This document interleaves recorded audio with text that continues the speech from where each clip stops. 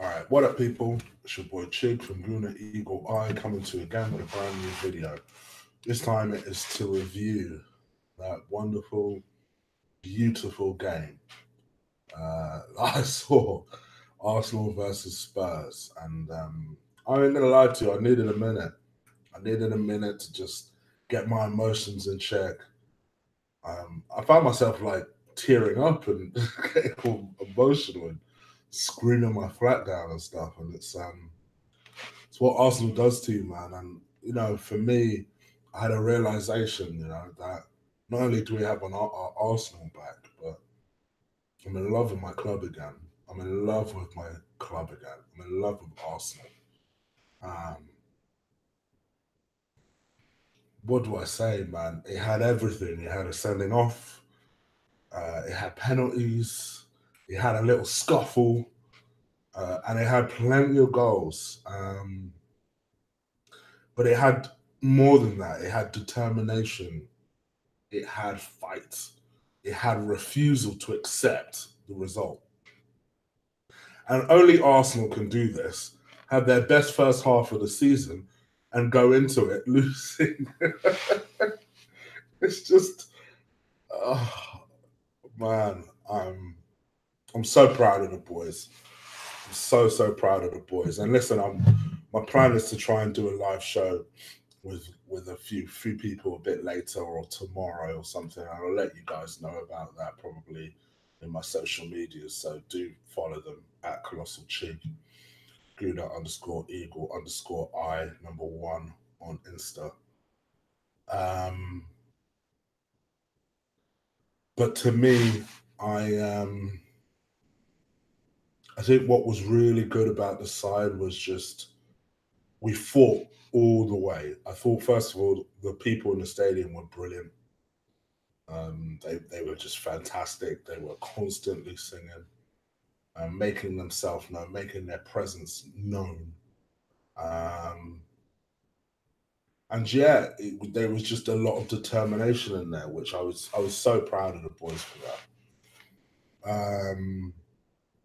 And then yeah, I think there was that, and then I think there was just the fact that, gosh, I've just lost my way. Basically, I just think for me, I mean, let's just talk about the starting lineup. Let's talk about the headline news. Mesut Ozil was not in the starting lineup. Sorry, just see Liverpool miss a sitter. Mesut Ozil wasn't in the starting lineup. A back spasm, supposedly. I know a lot of people, including friends of the show, have said on this show that if Mesut wasn't going to be in this tie, that could be quite damning. Like, that could be a sign that perhaps the man is set to leave. And I don't know if anyone has checked his social media. Has he made any kind of excited response to the Arsenal result? Because that in itself would also tell you what you need to know. For me, these backstabbings and these constant sick notes, you could see why Emery just thought the last couple of weeks, you know what, for both of these teams, we're going to need hard-working people. We need no passengers. Because I can only imagine, a lot of the reason why we had the result that we did was due to the fact that we had 11 men fighting on that pitch. And listen, this ain't going to be me bashing Mesut because, that's not what I do. But could you honestly sit here with an open mind and heart and say that Mesut would have been fighting along with everybody on that pitch? And don't get it twisted, there were people on that pitch that made a mistake, and I'll get into that in a second. They made mistakes. But I thought, regardless of what you want to sit here and say about Mickey and Iwobi, and I'm sure that would be where a lot of the main criticisms are. And you guys know I have no love lost for Mickey. I thought the way that the intent and the way they started playing was very good. I thought that off the ball running, you could see in the first 20 minutes, everybody was on their job. Everybody. I don't care if you want to say that Iwobi's decision making is poor. I don't care if you want to say that Mkhitaryan doesn't give us enough width. I would potentially agree with all of you if you said that. Having said all that, for the first 20 minutes, everybody was on their job. And then we scored and scored through a penalty. A well-taken penalty by Aubameyang sent Loris the wrong way. And it was a pen because Vertonghen dickhead, lost his absolute mind. And basically, the ball came in from the corner. And for some stupid reason, this guy has his hand up in the air. You know, and for no reason, there was no push on him, there was no nothing. His hand was just dangling in the air. And he basically just scooped it away from Mustafi's head because Mustafi was ready to header that ball when the ball came in. And he just scooped it away from him. And you're like, hey, what are you doing? Thankfully, because it's Mike Dean, and I didn't think Mike Dean had the greatest of games. Thankfully, Mike Dean actually scored it. I think that's the first penalty I can remember that Mike Dean's ever given us. So, yeah, he gave it to us. We went in 1-0. So we thought, okay, cool. And then just out of fucking nowhere. Which goal am I going to talk about first? Let's talk about the first goal. So it was a free kick. Socrates brought the player down. Now, I've seen people blame Socrates because the way they see it is that Socrates should have dealt with that situation more cleanly. He didn't have to bring the player down. To me, I don't necessarily, almost like the Iwobi thing, I don't necessarily blame Socrates. You know the way that people were blaming Iwobi last week for giving away the ball in the opposition area and then they scoring off the back of that? Similarly, I think to me, yeah, you could make an argument that Socrates should have been a bit more cleaner, was a bit clumsy in that instance. But also, we had an opportunity to defend a set piece. And even throughout the game, for some stupid reason, I saw Hector Bellerin marking Kane. And I thought, that can't be fucking right. What's going on? So I think that's our own fault. We put the bigger guys were in the middle instead of near post. And yeah, they scored. Eric Dyer scored just by flicking it in. I still think Leno should have done better, though. I still think it. Let's be honest. I think Leno recovered as the game went on. And I think he made a couple of nice saves. But to me, he was at fault for that goal. Because yes, you could argue the defense is at fault, to be fair, for letting that kind of header go in. But once it comes to you and it's your near post, listen, we'd be shitting all over Chig if Chig had done that. Because I know Chig is poor at his near post as well.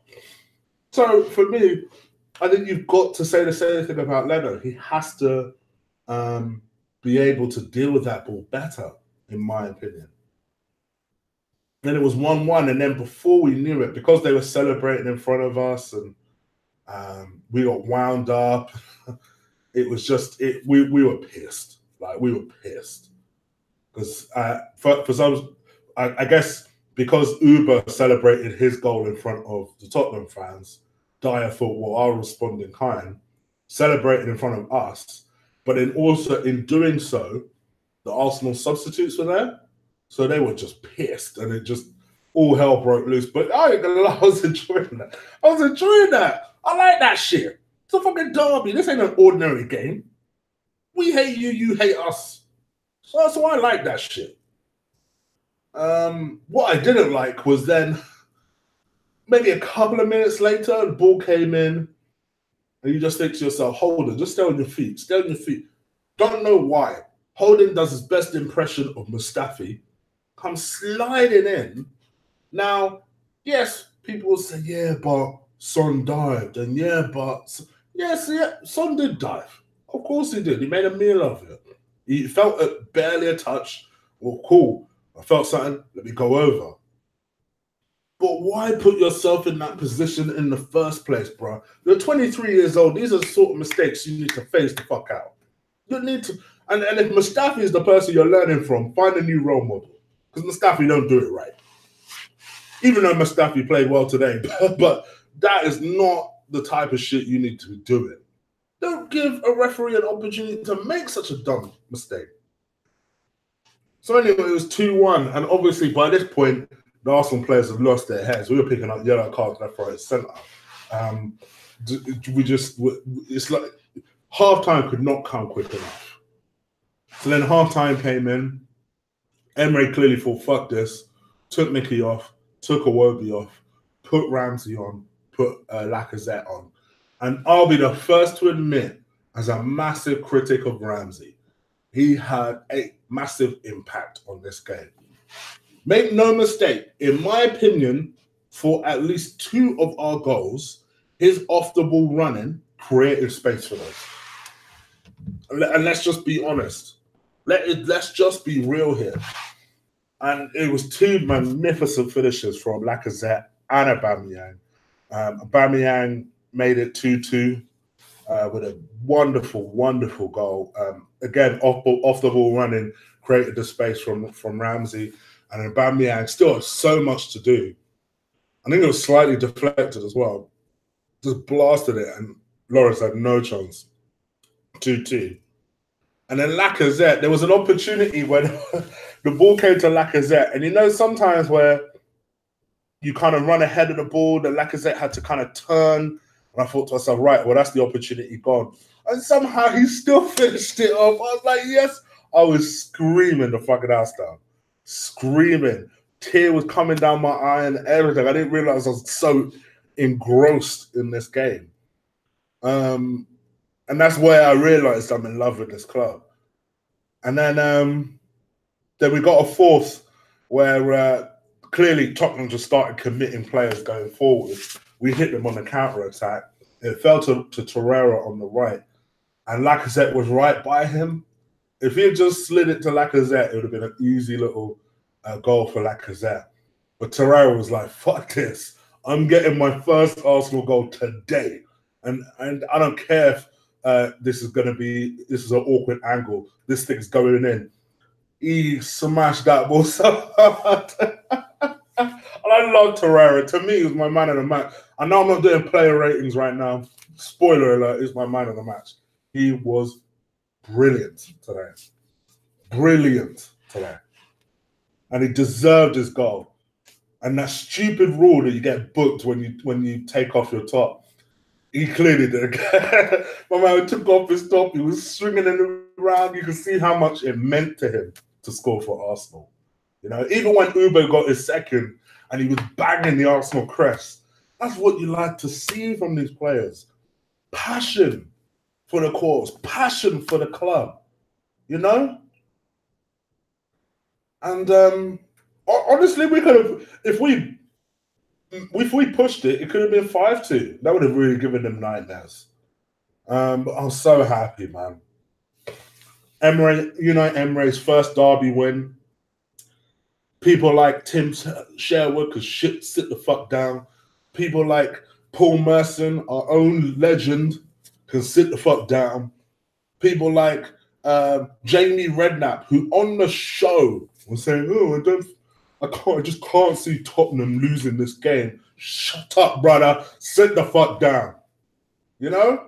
All these people that continuously tell us, oh, well, you know, Arsenal are showing improvements, but I just don't see them making it. Shut the fuck up. Arsenal, London is red. Fuck it. I don't give a fuck about Chelsea. London's red. North London is damn sure red. And I love this club. I love this club. Even when they piss me the fuck off, I love this club. You know, we just went through a bit of a rocky patch. We had some marriage counseling, you know, brought in a new man. And now we're the perfect couple. I love this club. And that's it. That's all I have to say about that. You guys let me know what you think about today's emotional, brilliant performance from Arsenal. Leave it in the comments below. If you like this video, crush, destroy, drop kick the shit out of that like button. I appreciate it when you guys do that. I'll be back. I'm hoping to do a live show with the boys at some point to talk about this game. It'll probably be the player ratings video. So it'll either be tonight, but because I don't like clashing with Tom's shows, if we can't do it tonight, then I'll do it tomorrow.